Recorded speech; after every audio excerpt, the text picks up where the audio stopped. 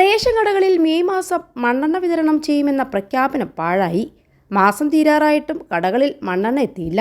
വിതരണവുമായി ബന്ധപ്പെട്ട വിചിത്ര നിർദ്ദേശങ്ങളാണ് പ്രതിസന്ധിക്ക് കാരണം. കോൺട്രാക്ടർമാരുടെ സമരം കൂടിയായതോടെ കടകളിൽ അരിയുമില്ല. 2 വർഷത്തിനു ശേഷമാണ് റേഷൻ കടകളിൽ മണ്ണെണ്ണ എത്തിക്കാൻ സർക്കാർ തീരുമാനിച്ചത്. മെയ് മാസം തുടക്കത്തിൽ തന്നെ വിതരണം തുടങ്ങുമെന്നായിരുന്നു പ്രഖ്യാപനം. എന്നാൽ ദിവസം ഇത്രയായി മണ്ണെണ്ണ കടകളിലെത്തിക്കാൻ ആയിട്ടില്ല. വിതരണവുമായി ബന്ധപ്പെട്ട അവ്യക്തതകളാണ് വൈകാൻ കാരണം. ജില്ലയിലെ ഒരു പോയിന്റിൽ ചെന്ന് കടയുടമകൾ മണ്ണെണ്ണ സ്വീകരിച്ച് കടയിലെത്തിച്ച് വിതരണം ചെയ്യണമെന്നാണ് വിചിത്ര നിർദ്ദേശം. മുൻപ് ടാങ്കറിൽ കടകളിലെത്തിക്കലായിരുന്നു പതിവ്. എന്നാൽ പുതിയ തീരുമാനമനുസരിച്ച് കടയുടമ സ്വന്തം വാഹനം ഏർപ്പാടാക്കണം. എല്ലാ വാഹനങ്ങളിലും മണ്ണെണ്ണ കൊണ്ടുവരാൻ പറ്റില്ല എന്നതിനാൽ അങ്ങനെ വരുന്ന ഫൈനും കൊടുക്കണം. എല്ലാ ചിലവുകളും തങ്ങൾക്ക് കിട്ടുന്ന ചെറിയ കമ്മീഷനിൽ നിന്നും കണ്ടെത്തുകയും വേണമെന്നായതോടെയാണ് വ്യാപാരികൾ എതിർപ്പറിയിച്ചത്. അതിനിടെ ഈ മാസം 22 മെയ് മാസത്തെ അരിയും വന്നിട്ടില്ല. 21 ലക്ഷത്തോളം സന്തുഷ്ടരായ ഉപഭോക്താക്കളും 2 ലക്ഷത്തോളം തിമിര ശസ്ത്രക്രിയകളും പൂർത്തിയാക്കിയ മലബാറിലെ ഏക കണ്ണാശുപത്രി Al Salama eye hospital, hospital road, Perinthalmanna.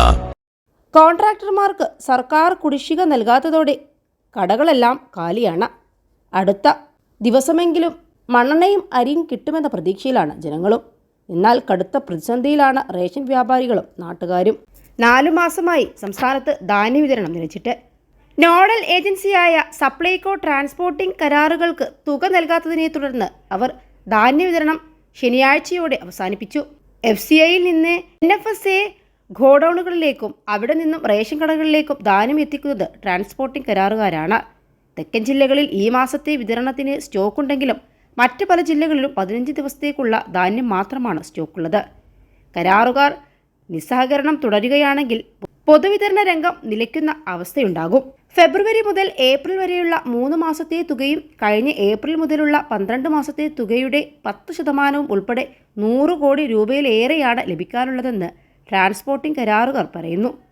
മാസം തോറും നൽകാനുള്ള 10% തുക ഓഡിറ്റ് കഴിയുമ്പോൾ അനുവദിക്കാമെന്ന് പറഞ്ഞുവെങ്കിലും അതിതുവരെ ലഭിച്ചിട്ടില്ല. ഈ മാസം 10 വരെ റേഷൻ കടകളിലേക്ക് സാധനങ്ങൾ എത്തിച്ചിരുന്നു.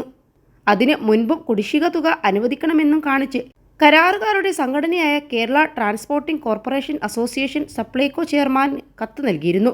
നടപടിയൊന്നും ഉണ്ടാക്കാത്തതിനെ തുടർന്നാണ് ശനിയാഴ്ച വൈകിട്ടോടെ വിതരണവും അവസാനിപ്പിച്ചത്.